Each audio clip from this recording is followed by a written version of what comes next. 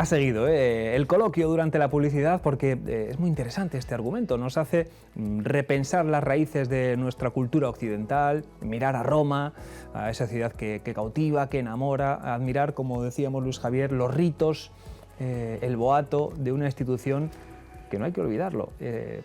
Quiere pervivir y quiere durar y quiere, por mucho que sus líderes quieran renovarla, la Iglesia, su voluntad es perdurar y estar y seguir y seguir. Y estas son imágenes de esta misma mañana de San Pedro del Vaticano, la ceremonia, la Eucaristía que se ha celebrado ya con tantos y tantos fieles pasando por allí para despedirse del Papa Francisco. Tenemos que dar hueco en este programa a más argumentos informativos, así que vamos a terminar rápidamente con el asunto papal, mirando al futuro, a lo que contaba hoy también Diario La Rioja, noticia que apuntaba nuestro compañero Pío, que es lector de la prensa italiana y que descubriste en algún periódico que entre los papables, entre las quinielas, está ahí Juan José Omeya, ¿eh? Sí, a ver, desde luego, todos los periódicos italianos, digo sobre todo los italianos, cultivan desde hace tiempo, antes yo creo que todavía más, la figura del vaticanista, que era la persona que estaba, que se sabía manejar por los meandros de la Santa Sede, que eran muy complicados, ¿no? Sí. Bueno, y el Corriere della Sera en este caso daba un poco su quiniela de favoritos, que luego es la frase típica de que quien entra papa al conclave sale cardenal, ¿no? Así, ¿eh? Pero que revela, sí que revela el peso, yo creo, que tiene Omeya en la curia. Es decir, Omeya es miembro ahora... Ahí lo vemos en la parte inferior derecha de su pantalla, es. Ahí está, ¿eh? Es miembro ahora del C9, el C9 es el Consejo de Cardenales que asesora al Papa, es decir, los cardenales más próximos al Papa, que fue un consejo consultivo creado por Francisco, y él está dentro de ese C9 y su voz tiene mucho peso y se le considera un hombre muy cercano a los postulados de Francisco, con sus diferencias, ¿no? Pero tanto en su acercamiento o en su voluntad, sobre todo, de trabajar por los más pobres, por los emigrantes, como en su respeto bastante importante por la ortodoxia dogmática, por así decirlo, en los dos lados. Entonces era uno de los... Y luego tiene ese carácter también, es también una persona muy abierta, muy fácil de tratar para los periodistas. Tú estuviste con él en varias ocasiones y compartiste... Sí, un hombre muy accesible y muy fácil de tratar para los periodistas, al contrario del obispo actual, por ejemplo, que nos tiene un terror un poco inexplicable. Igual es que nos ve como esta foto lobos es bonita, que estamos intentando atacar a las ovejas, pero Omeya no era así, en ese sentido era más parecido a Francisco. Pero bueno, vete a saber, ¿eh? Yo creo que también son formas de entretenerse, que lo que te ayuda es un poco a revisar perfiles de cardenales, que es cierto que en este cónclave, y un poco la mayoría de los cardenales han sido creados por Francisco, y lo que hay es una muchísimo mayor diversidad, yo creo, que en cónclaves anteriores. Gente de más territorios, gente de Filipinas, claro. Tienes gente, muchísimos de ellos de habla española, tienes gente de Australia, tienes de Oceanía, cardenales. Es que es muy diverso lo que hay ahora. Por eso lo que puede salir, lo que pasa que esa curia romana italiana, yo creo que tiene ahí un clavado, una espina que lleva mucho tiempo pero sin incluso tener ningún italiano, ¿no? Dentro de los italianos hay perfiles muy interesantes. Sí, no, eso es otra cosa. El patriarca de Jerusalén, que es italiano, es un hombre de un currículum fascinante. Es un hombre que es profesor de hebreo bíblico y que sabe hebreo, sabe árabe palestino, y es una persona cuya voz, por ejemplo, es muy escuchada en Oriente Medio, tanto por los palestinos como por los israelíes. Porque además la mayoría de los cristianos en Tierra Santa son palestinos. Sí. Es decir, no casi todos. Sí, eso es. Es decir, son perfiles que juegan, digamos, también, que se escapan un poco a esa dicotomía de conservador progresista y abren otros espacios, ¿no? Claro. También muy interesantes. Esta foto es bonita, es curiosa, porque se aprecia ahí en un instante. Una foto siempre es un puñal clavado en el tiempo, ¿no? Y ahí hay una carcajada, una risa, desde luego una cercanía y un afecto que parece que era cercano y era verdadero. ¿Qué sensaciones os da encontrar ahí el nombre de Juan José Omeya, Luis Javier, entre las quinielas? Un obispo que, como dice Pío, fuera uno creyente o no, transmitía pues mucha cercanía, mucha sinceridad, franqueza, un espíritu que conectaba muy bien también con el de, si existe, el carácter riojano, ¿eh? Hombre, y fue nuestro pastor durante bastante tiempo y dejó huella. y es una persona a la que hemos seguido y por lo tanto creo que hemos seguido, quiero decir, que nos ha sonado, no es como el que haya sido obispo de Cuenca, y bueno, desde luego es un orgullo para la tierra el tener personas cercanas. Siempre ha habido personas cercanas, porque acordaros de Monseñor Somalo. Sí, sí, Camarlengo, Camarlengo. Exactamente. Entonces, que han estado en ese cogollito, que hablas tú de vaticanistas que pueden establecer una especie de barrera, pero precisamente ese cupo, esas barreras, esos grupúsculos mandantes que existen en casi todas las sociedades, en muchos casos lo que crean es el rechazo. Y lo que crean es que, y como dice aquel, somos muchos más, pues fíjate. Lo que pasa es que entre ese muchos más hay que ponerse de acuerdo. Claro. Entre nosotros somos más, pero de este y de este otro. La fumata blanca, la fumata blanca, que no sé cuándo la veremos. Pero por ejemplo, los cardenales africanos son casi todos muy conservadores, porque la Iglesia Católica en África es muy conservadora, con lo cual lo que apuestas en la diversidad se resta, es decir, desafía un poco nuestros marcos mentales, que estamos muy acostumbrados a... Claro, no se puede... Eso es, ¿no? Imaginémonos que sale el de Estados Unidos, el cardenal de Estados Unidos, que quiere volver otra vez la Iglesia en latín, pero bueno, eso ya... No, pero hay otro cardenal estadounidense que, sin embargo, al revés, con lo contrario, está muy posicionado en contra de las medidas contra la inmigración de Trump y que tiene unas malas relaciones, pero que está enfrente de la administración Trump. Es decir, que... Para terminar ya sobre el Papa, en lo que estamos, yo creo que, vamos a ver, una de las cosas que creo que ha sido si cogemos otro pasaje... Bueno, este no es bíblico, pero está ahí, ¿no? Cuando Jesús se presenta, o lo llevan ante Pilatos, y dice, yo soy la verdad, ¿no? ¿Y si no es bíblico ese pasaje? Por eso he dicho que no es bíblico, ya lo he dicho. Sí que sí es. Hombre, es bíblico, sí, pero... Del Nuevo Testamento, no es lo que se entiende por Biblia. No es del Antiguo Testamento. Ya tenía yo esa discusión. Yo si queréis entramos, pero no tenemos tiempo de eso. Por eso he dicho al principio bíblico, pero no bíblico, precisamente para eso. Pero bueno, está bien. Evangélico, digamos. La aclaración está bien, ¿no? Sí, se entiende por Biblia. Claro, yo soy la verdad y el otro le dice, ¿qué verdad? O sea, ¿qué es la verdad?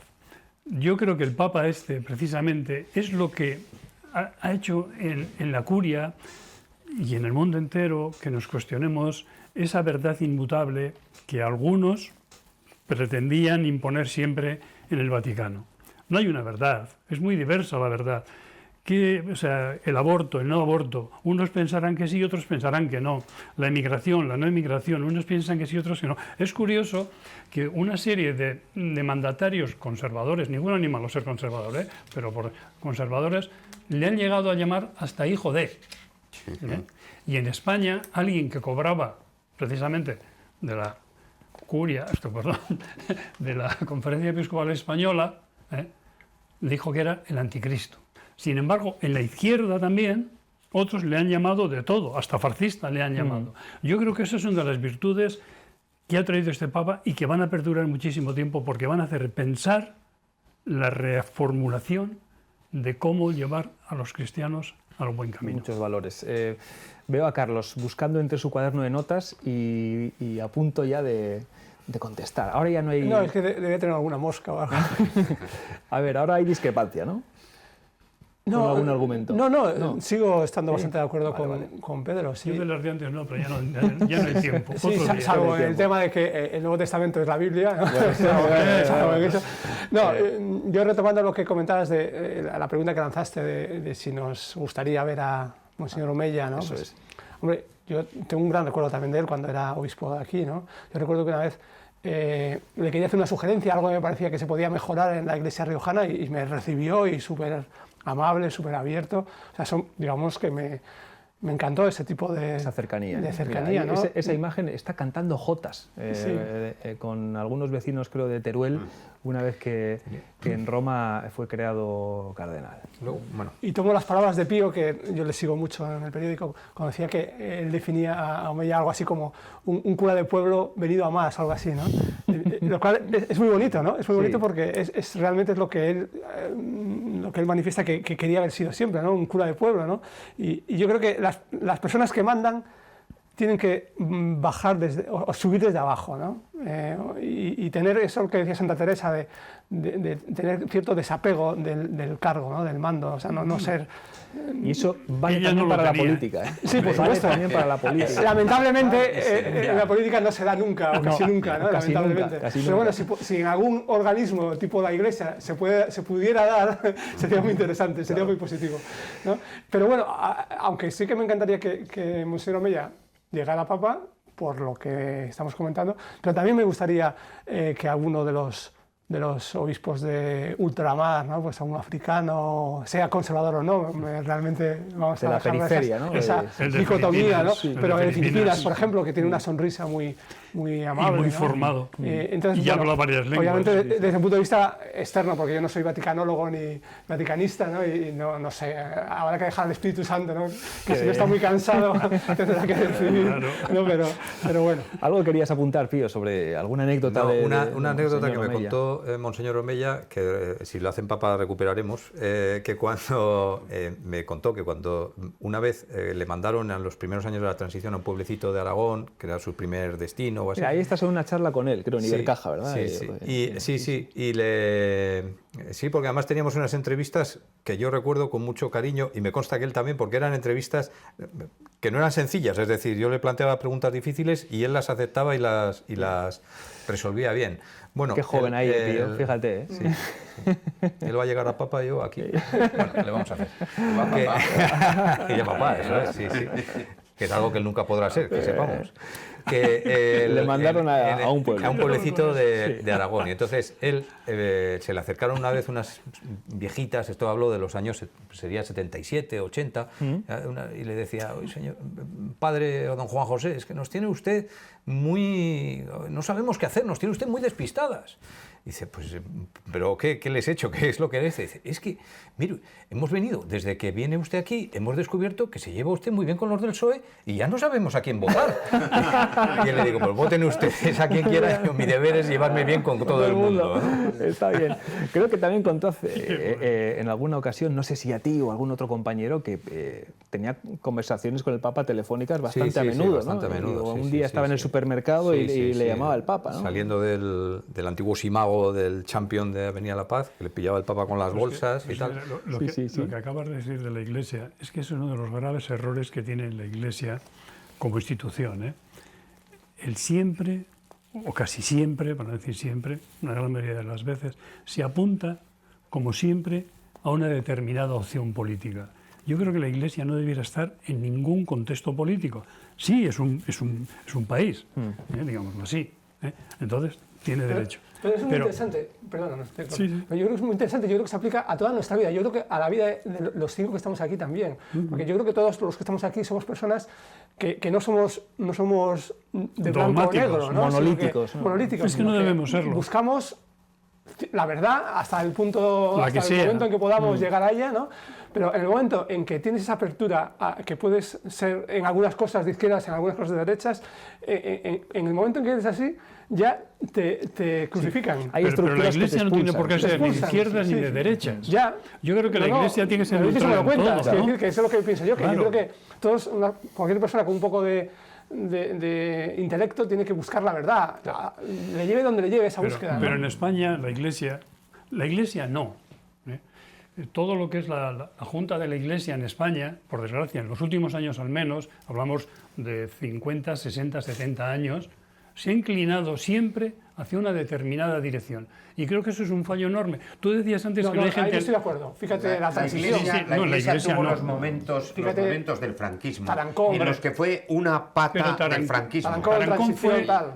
fue Y- como una gota en el océano. Bueno, o más de una como gota. una gota en el océano. Bueno. No ha habido otros. Tenemos Pero que... yo quiero Sí, decir una venga, cosa. Es muy Javier, bueno ese tema, y no, no, cerramos es una ya cosa, sí, es el una- capítulo romano. Venga. Yo Era quiero muy decir, bueno. mira, has dicho tú antes que la Iglesia tiene vocación de trascender y de continuar, ha estado 20 siglos y de continuar y todas esas cosas. Y yo voy a decir una cosa, creo que tiene capacidad absoluta. La imagen de ver ayer vuestro periódico y nuestro periódico La Rioja, Sí. con 22 páginas completas más la portada dedicadas al Papa. Ahí está. Y la mayor parte de los diarios y de la prensa española y mundial, Los informativos televisivos, sí. La mitad de la televisión, del día de la televisión dedicada a la figura del Papa, eso no se ha visto con ningún personaje, y eso no se ha visto con ninguna institución, y no se ha visto con nada. Eso revela la trascendencia, la importancia que tiene una institución que tiene no solamente prestigio sobre, sino potestad sobre los católicos que puedan estar en Filipinas, en Noruega, en donde sea. Potestas, sí. Las dos cosas. Sí. Es que eso es esencial, y la buena prueba es el tratamiento que está teniendo esta Pero noticia. católicos y no católicos. Tenemos que cerrar ya este capítulo porque hay, como digo, otros muchos más asuntos, pero estaremos pendientes de Roma. No digo más, pero estaremos muy cerca de Roma. A ver si nos mandan alguno. Que están por ahí todos los grandes periodistas. Es una maravilla. Algún varón probado. Hay elecciones en Estados Unidos y van a Washington. Y fallece el Papa y me los mandan a Roma. En fin, es también una profesión que en ocasiones permite esas aventuras informativas. Vamos con capítulo, en este caso nacional, y la polémica que en las últimas horas se ha suscitado porque ayer el presidente Pedro Sánchez confirmaba que este mismo año el 2% del PIB sí que irá ya destinado a gasto militar y de defensa. Lo decía y además explicaba con bastante profusión de datos y se refería al conflicto con Sumar, que esa es otra derivada también de esta decisión. Vamos a verlo. España alcanzará el 2% del Producto Interior Bruto en seguridad y en defensa este año, en el año 2025. Para ello vamos a tener que llevar a cabo una inversión importante, un esfuerzo relevante de 10.471 millones de euros adicionales a los ya destinados a estas políticas de seguridad y de defensa, lo que nos va a permitir saltar del 1,4% del Producto Interior Bruto en inversión de seguridad y en defensa realizado en el año 2024 al 2% en el año 2025. 1,4% en el año 2024, 2% en el año 2025. Yo por supuesto, compareceré ante las Cortes Generales, como ya lo he hecho previamente, pero no requiere de la aprobación de las Cortes Generales. ¿Por qué? Porque no implica un mayor esfuerzo presupuestario y, por tanto, vía ingresos a través de los impuestos ni de los ciudadanos ni de las empresas de nuestro país. Finalmente, sobre Sumar, yo diría que, evidentemente, el socio de la coalición de gobierno ha planteado observaciones en relación al plan destinado a la fabricación y a la adquisición de instrumentos de defensa y de disuasión. Tenemos una discrepancia en este punto, pero hemos gestionado esa discrepancia, yo creo que desde el respeto y desde el diálogo. Esa es otra de las cuestiones. Pedro, empezamos contigo, que el bloque de la investidura, el acuerdo de gobierno, el pacto, ¿está más desunido que nunca o no lo crees? No. Yo creo que no está desunido porque tanto unos como otros no tienen otra solución que continuar juntos. Que entenderse. Están desunidos, pero atados. Pero atados, claro. Están completamente desunidos, pero atados y bien atados, que dijo alguien. Y entonces eso va a continuar. Ahora, que estemos de acuerdo, que no estemos de acuerdo con ese 2%, yo creo que sí hay que estar de acuerdo con ese 2%. ¿Por qué? Porque nos guste o no, los tiempos han cambiado. Y estamos en una situación del mundo, digamos, peligrosa. Vamos a dejarlo ahí. Uno de los libros que, ya que hoy es el día del libro que yo he traído, es Continente Salvaje. Luego pero es que leyendo este libro podemos entender lo que está ocurriendo ahora. Perfectamente, además, ¿no? O sea, es curioso lo que nos está pasando en toda Europa. Yo no sé si luego ese dinero lo va a quitar de otro sitio, si no lo va a quitar. Creo que eso es lo que nos debieran decir los políticos y hablar con más claridad. Eso estoy de acuerdo, ¿no? Pero claro, dado la situación que hay con una guerra en Europa, cuando Hitler ataca a todos los Sudetes, ataca a Polonia, ataca a todo, la Inglaterra victoriana le hace casi el pasillo, porque piensa que no. Y todos sabemos cómo acabó en aquel momento. Se juntaron la parte hitleriana, o sea, digamos esa ultraderecha fascista, con la ultraizquierda fascista de Rusia, que es un poco lo que está pasando en este momento. Estados Unidos en la derecha, yo no voy a decir que sea fascista, pero en la derecha, con la izquierda muy desastrosa como es la de Putin. Y ese es uno de los problemas que Está tenemos. bien, el mensaje tenemos que que he dicho, analizar que a partir de ahí, tú estás a favor ver de si ese eso es gasto militar. factible, si hay que hacerlo o si no hay que hacerlo. Pero hay que partir probablemente de esa base. Pío, a ver, hay muchos extremos del cual se puede analizar. Uno de ellos es ese, ¿no? Efectivamente. Yo creo que desde hace ya tiempo, no ya España, Europa tendría que replantearse su política de defensa. Es decir, en una situación ideal no debería haber ejércitos y todo ese dinero debería... Eso es una situación ideal. Pero vivimos una situación ideal. Eso y es... cuando te despiertas de la realidad y Putin Claro, invade ahí. Ucrania, dices, Claro. ¿qué hacemos, no? ¿Cuál es la respuesta? Otra cosa es que yo creo la inversión probablemente en defensa no pueda ser ahora la misma que hace 70 años. Es decir, Correcto. el mundo ha cambiado, las tecnologías han cambiado, Correcto. etcétera. El peligro es el mismo, de todas maneras. Desde el punto de vista político, yo creo que esta medida a la que pone en una situación absolutamente comprometida es a Sumar. Es decir, no, pero da un argumento electoral o un eslogan o un lema o una pancarta detrás de la cual poder desfilar. le dan una pancarta a Podemos. No a Sumar. A Podemos, efectivamente, sí, no a Sumar. Porque Sumar está dentro del gobierno. Claro. Y podrá hacer todos los pucheritos que quiera Yolanda Díaz. Es lo que pero si escribías. sigue en el Sí, gobierno, eso Y seguirá. si sigue en el gobierno y seguirá, Toma es que la decisión. por lo menos no le ha parecido tan relevante como para dejar el coche oficial. Es que no puede.